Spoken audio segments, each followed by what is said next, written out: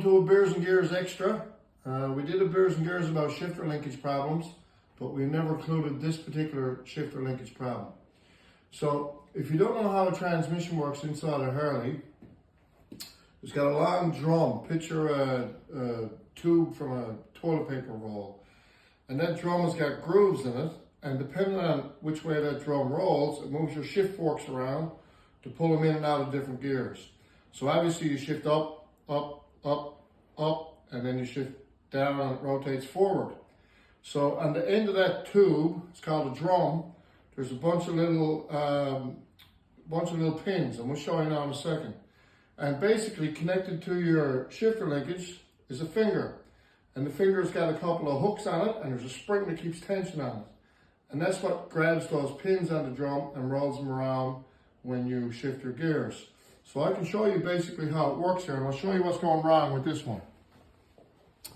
So lucky me, this is my bike. So this is the finger that I was talking about right here.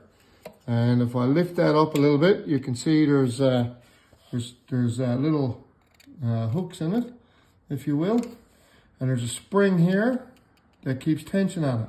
So when we shift down, it grabs a hold of the pins and it rolls the drum down. And when we shift up, it grabs a hold of the pins and it shifts up. So that whole drum moves. And that's how a shifter works on your bike.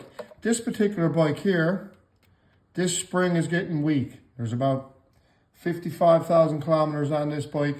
This spring is getting weak. So sometimes it jumps and it gets caught down in between the two pins, and it leaves me stuck in neutral or stuck in second, or I can't find first, whatever the case.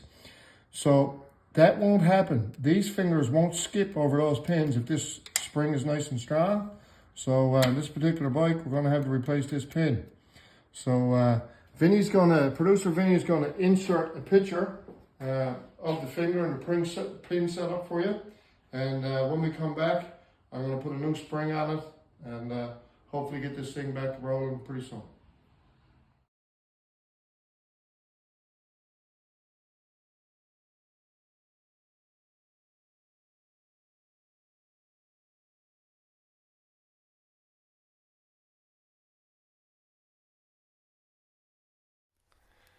So when you're performing this operation, I got a little tip for you.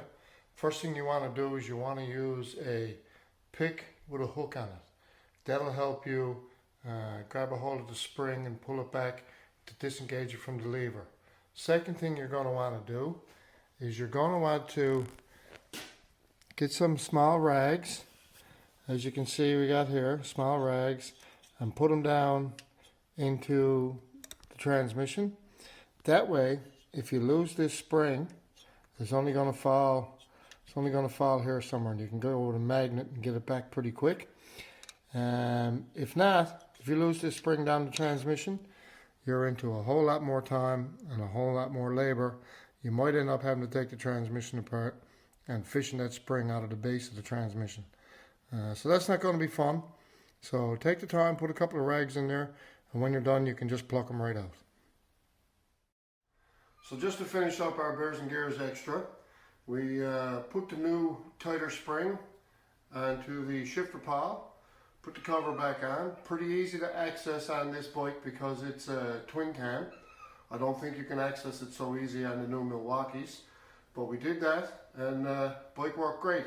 One other thing I want to bring to your attention is that shifter Pawl sits on a shaft, and that shaft is on the other end of this bolt here. If you can get a look at it, see this bolt right here? If that bolt backs out, that shifter Pawl gets loose, and it won't do a good job of rotating your shift drum.